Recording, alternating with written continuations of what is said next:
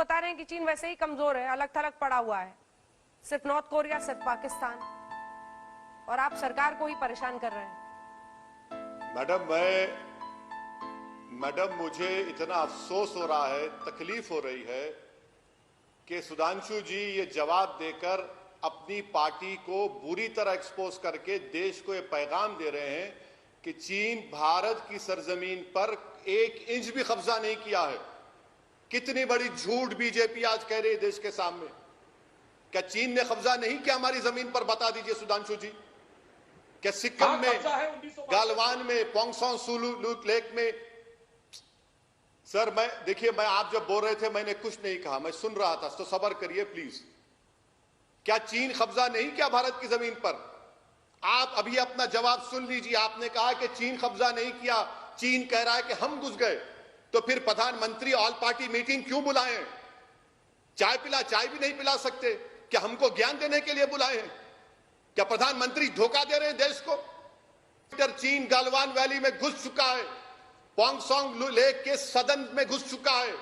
मैं फिर से देश को बताना चाह रहा हूं कि सुधांशु जी झूठ कह रहे हैं। यकीनन साइचन का जो रास्ता होगा, जहां पर जाने का एक्सेस होगा, गालवान के उन पहाड़ियों पर चीन बैठा हुआ है। अब चीन कभी भी, आप याद रखिए, काराकोरम में हमारा कम्युनिकेशन खत्म कर सकता है। बताए बीजेपी चीन हमारी जमीन पर कब्जा कराए नहीं कराए? अरे भाड़ में जाए चीन के साथ कौन खड़ा या ना खड़ा है। मुझे अपनी देश की जमीन की फिक्र है। क्या ये मोदी सरकार इन वीर जवानों की शहादत को, इनके मरने को रायगा जाने देगी? क्या आज तक के चैनल पर वो सिपाही जिसका नाम सुरेंद्र सिंह है, अपने पिताजी को फोन करके कहता है कि 2000 लोग आकर हमला किए हम पर, कीले नेल्स लगे हुए लकड़ी के ऊपर, 3 हमारे सिपाहियों के चेहरे नहीं दिख रहे हैं? तो क्या चीन की जमीन पर थे? आप उन लोगों को इस तरह का जवाब देकर आपने ना सिर्फ भारत की आवाम का बल्कि उन मरने वाले 20 जवानों की तौहीन की है। याद रखिए सुधांशु जी, नरेंद्र मोदी और आपकी सरकार देश की जमीन से बड़ी नहीं है। आप सरासर नाकाम साबित हुए हैं। और आप बार बार जो आईबी रिपोर्ट का जिक्र कर रहे सर, ये मीडिया में वाइडली रिपोर्टेड है, बड़े बड़े विज्ञान कह रहे हैं। बल्कि सुधांशु जी लिख लीजिए, क्या फिंगर 4 और फिंगर 8 पर हम पेट्रोलिंग कर सकते हैं? आज नहीं कर सकते हम।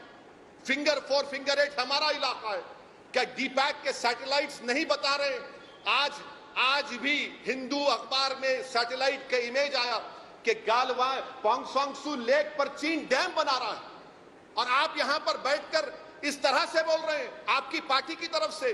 सुधांशु जी, ये आप नहीं कह रहे हैं, ये आपकी जबान नहीं, आपकी जबान जरूर है, मगर आप अपनी सरकार की इस गलत पॉलिसी को, जो देश को धोखा दे रहे हैं, हमारे सिपाही मारे गए और हमारी जमीन को हिफाजत नहीं कर सके, आप हमारे देश के तमाम लोगों पर धूल झोंक रहे हैं। अफसोस हो रहा है मुझे।